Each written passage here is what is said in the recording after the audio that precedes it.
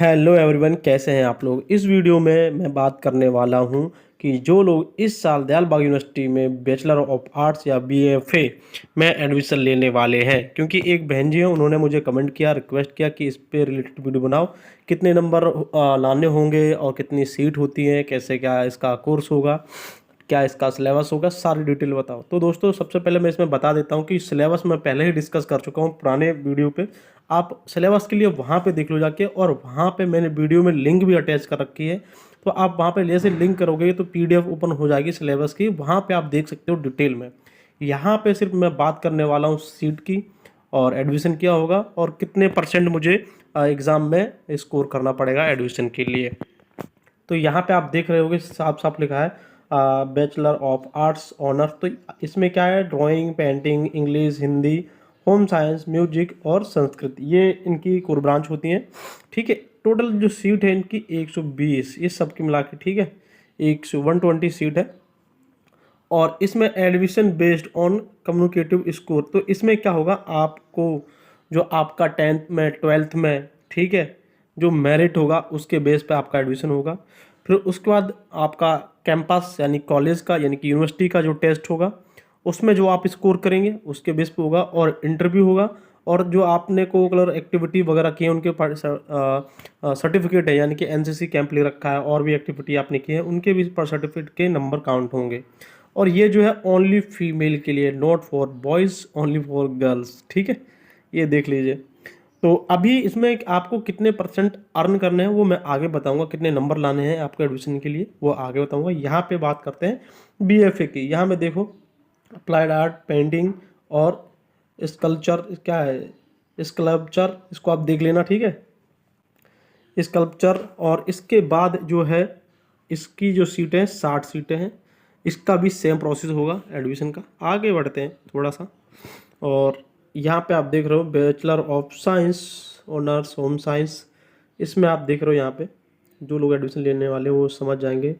Arts की 20 seat यानी कि होम साइंस वाली 20 सीट है, और ये कम्युनिटी साइंस जो भी है इसकी 50 सीट है। एडमिशन प्रोसेस सेम है जो ऊपर बताया है, यानी कि आपको पहले एकेडमिक टेस्ट देना पड़ेगा, उसमें आप स्कोर करना पड़ेगा, और जो आपने अभी तक 10 12 में नंबर अर्न किए उसके मेरिट बनेगी। ठीक है, सेम बीए का। ठीक है, ये प्रोसीजर तो आपको समझ में आ गया। मैं फिर से एक बता रहा हूँ, इसमें क्या है आपको पहले एग्जाम देना पड़ेगा, एग्जाम क्वालिफाई करने के बाद आपके 10 12 में जो नंबर होंगे वो कंसीडर होंगे, इंटरव्यू का नंबर कंसीडर होगा, और आपने और भी एक्टिविटी की है उनके सर्टिफिकेट के नंबर कंसीडर होंगे। कितने होंगे वो मैं आपको आगे बताता हूँ। तो बाकी चीज़ ये आप देख लेना कि सीटें कितनी है, मैंने हालांकि डिस्कस कर दिया है। जो लोग जिस कोर्स में एडमिशन लेना चाहते हैं, कोई आर्ट्स में, कोई पेंटिंग में, कोई स्कल्पचर में एडमिशन लेना चाहता है, कोई इकोनॉमिक्स में लेना चाहता है, तो वो अपने हिसाब से आप देख लेना। थोड़ा आगे बढ़ते हैं। अब यहाँ पे अभी बी बीबीए की किसी ने बात की थी कि यहाँ पे भी लगा हाथ में, बीबीए भी डिस्कस कर लेता हूँ कि बीबीए का क्या सीन है। तो बीबीए यहाँ आप देख लो, सोशल साइंस, और इसके अंदर भी एडमिनिस्ट्रेशन, ठीक है, रिटेल, लॉजिस्टिक, ये वगैरह है। तो इसकी 60 30 सीटें हैं, एडमिशन प्रोसेस सेम है। ठीक है, बीएससी का भी आप देख लो, यहाँ पे लगे हाथ, क्योंकि स्क्रीनशॉट लिया है तो यहाँ पे आप देख सकते हो। इसके बाद थोड़ा आगे बढ़ते हैं। अब आती है काम की बात है। तो जितने भी ऑल अंडर ग्रेजुएट कोर्स हैं, अब आप लोग देख लो कि आप अंडर ग्रेजुएट में आ रहे हो या पोस्ट ग्रेजुएट में आ रहे हो। पोस्ट ग्रेजुएट का तो मतलब होगा जो आप एमएससी वगैरह करते हो, यानी कि ग्रेजुएशन करने के बाद वो पोस्ट ग्रेजुएट में ही आते हैं। तो आप अंडर ग्रेजुएट में ही आ रहे हो।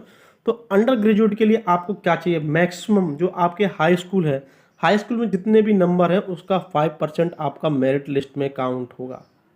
समझ रहे हो, अगर 100 नंबर है, 100 नंबर का 5% निकाल देना, कितना होगा वो आपका इसमें काउंट होगा। ठीक है, तो यहाँ पे maximum weightage percentage for intermediate, यानी कि इंटरमीडिएट में जितनी परसेंटेज है उसका 15% आपका मेरिट में काउंट होगा।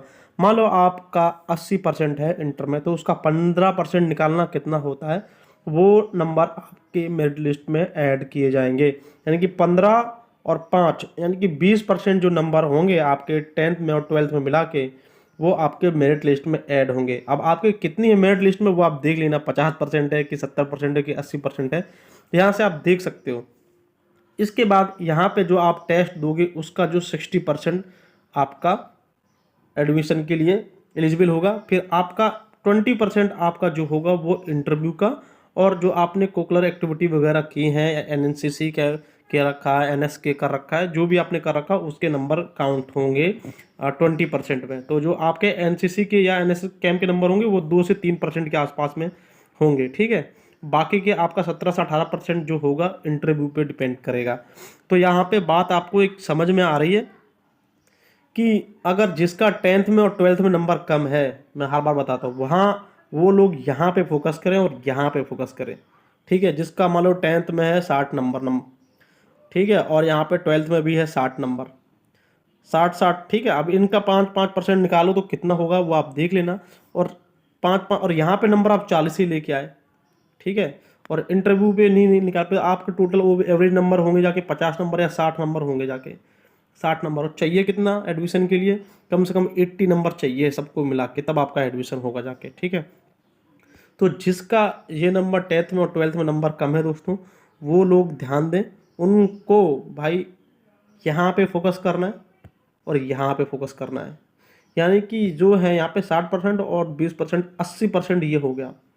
जब 80% पे आप फोकस करोगे तो यहाँ पे आप 70% के आसपास अर्न कर पाओगे, और यहाँ पे आपका 10% हो तो 80% ऑलमोस्ट हो ही जाएगा। तो आप देख लो, मैं बार बार डिस्कस कर रहा हूँ यहाँ पे कि आपके जिसके परसेंटेज 10th में 12th में कम है वो यहाँ पे फोकस करे एग्जाम निकालने में। और जिसके 80 मान लो 80 10th में है और 80 12th में परसेंटेज है, तो उसको ज़्यादा टेंशन नहीं लेना। यहाँ पर अगर वो 50% भी के नंबर ला देता है और इंटरव्यू में 10% नंबर ला देता तो भी उसका काम हो जाएगा, ठीक है। अब यहाँ पे पोस्ट ग्रेजुएट वालों की भी लगा तो डिस्कस कर लेता हूँ। जो लोग पोस्ट ग्रेजुएट करने वाले हैं, यानी कि एमबीए हो गया, एमएससी हो गया, ठीक है, बीएड वगैरह हो गया, उनका भी देख लो। यहाँ पे उनका भी जो नंबर है 10th का 5% काउंट होगा, 12th का जो नंबर होगा वो 5% काउंट होगा, यहाँ पे देख रहे हो। और जो अंडर ग्रेजुएट का नंबर है यानी कि बीए बीएससी का नंबर है वो 10% काम होगा। तो टोटल ये 20% नंबर यहाँ से इनके अर्न हो गए। बाकी का जो प्रोसेस सेम है, जो आपको एडमिशन में नंबर लाने पड़ेंगे वो 60% लाने पड़ेंगे, यानी कि 60 से 70 नंबर, 60 से 65 के बीच में नंबर लाने पड़ेंगे। और इंटरव्यू में जो आपका है 20% नंबर ये होंगे। बिल्कुल सिंपल है, ठीक है।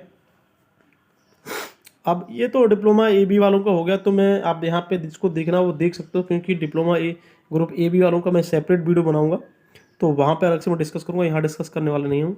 अब मैंने दोस्तों सिलेबस की बात की है। जो बीए ऑनर्स वाले हैं, जो भी ब्रांच है, कोई भी ब्रांच हो, दयालबाग यूनिवर्सिटी में जो भी कोर्स में एडमिशन लेना चाहते हैं, मैंने उस कोर्स के सिलेबस की एक सेपरेट वीडियो बनाई है। आप लोग वहाँ पे जाएं, और मैंने वहाँ पे पीडीएफ भी अटैच करके रखी है।